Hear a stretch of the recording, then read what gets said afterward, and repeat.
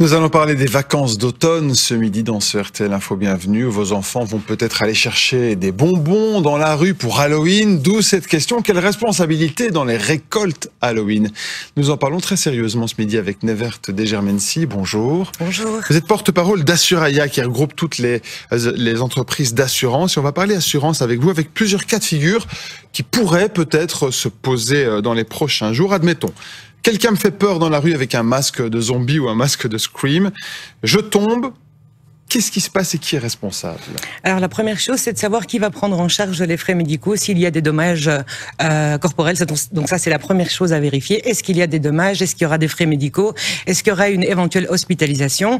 Si c'est le cas, alors ce sont les assurances individuelles comme l'assurance hospitalisation qui est souvent comprise dans les packages qu'offrent les employeurs, ou alors l'assurance individuelle accident corporel qui prendra en charge les frais médicaux après intervention de la mutuelle. Maintenant, s'il y a une responsabilité qui est identifiée, on pourra faire appel à l'assurance du responsable pour réclamer des dédommagements. Cette assurance accident corporel, c'est une assurance en plus de la responsabilité civile.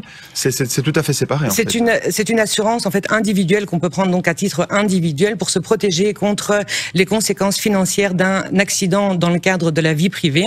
Elle prévoit un supplément pour les frais médicaux après intervention de la mutuelle, mais elle prévoit également des indemnités en cas d'incapacité permanente, en cas d'incapacité temporaire et même en cas de décès. Ce seront des indemnités forfaitaires qui seront payées sous forme de capital ou de rente à la personne même, ou en cas de décès, elles seront versées aux proches. Admettons aussi que mon enfant raye une voiture avec son balai de sorcière.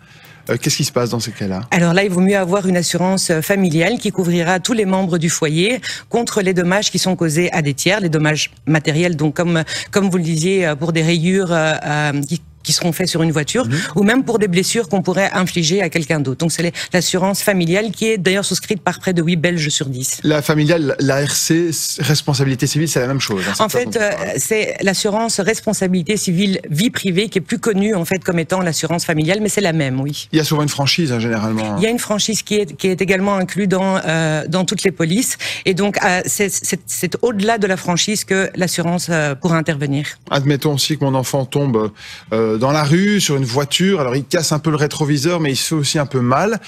Comment est-ce qu'on va régler cette situation-là? Alors là, il y a plusieurs cas de figure. Donc pour tout ce qui est frais médicaux suite aux dommages corporels, là ce seront les assurances individuelles après intervention donc de la mutuelle. Si le véhicule est réellement responsable de l'accident, par exemple s'il était mal garé et qu'il intervient réellement dans l'accident, donc il faudra bien circonstancier sa déclaration de sinistre, la victime pourra être considérée comme un usager faible et faire appel à la responsabilité civile auto du propriétaire du véhicule. Maintenant, si on endommage le rétroviseur du véhicule, c'est à nouveau la responsabilité familiale. Pourquoi? Parce qu'il y a dommage causé à un tiers. Il y a des promenades Halloween organisées par les communes, par exemple, des associations de quartier. Qui couvre les frais à ce moment-là? On est toujours dans le même principe, responsabilité civile ou accident corporel. C'est pas l'organisateur qui doit prendre en charge. Si ce sont des organisations officielles, par exemple de la commune, les communes ont en général souscrit des assurances couvrant également la responsabilité civile, mais également les dommages corporels. Si ce sont des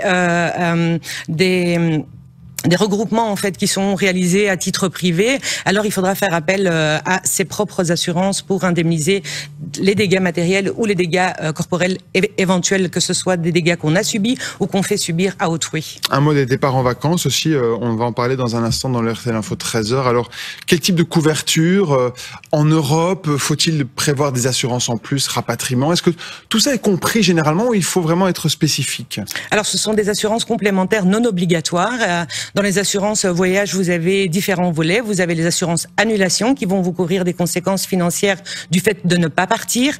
Vous avez les assurances assistance qui vont soit vous dépanner votre véhicule en cas de panne ou d'accident, mais également l'assistance pour un rapatriement en cas de maladie ou d'accident et même de décès, soit de la personne qui voyage, soit d'un proche, et qui va couvrir par exemple le rapatriement, qui va couvrir les frais de transport et d'hébergement en cas de maladie, d'accident ou de décès. Et vous avez avez encore un dernier volet qui est l'assurance bagage, qui va vous indemniser en cas de perte ou de vol de bagages. Mais il faut toujours bien vérifier les différentes conditions qui sont reprises dans ces différentes assurances. Et on peut la prendre où on veut finalement, cette assurance, ces assurances complémentaires, pas forcément via la compagnie par exemple. Vous pouvez les prendre auprès de l'organisme de votre choix, que ce soit auprès de votre assureur habituel ou auprès du voyagiste. Ce qu'il faut savoir, c'est qu'il y a des délais pour l'assurance annulation. Il faut impérativement que l'assurance soit souscrite au moins 30 jours avant le départ. Si c'est un last minute que vous avez acheté, alors dans ce cas-là, il faut impérativement avoir souscrit l'assurance le jour même de la réservation. Pour ce qui concerne l'assurance assistance, ça c'est impérativement avant la date de départ. Et voilà, on a toutes les infos. Merci beaucoup Nevert Derrien, merci d'être venu en direct ce midi.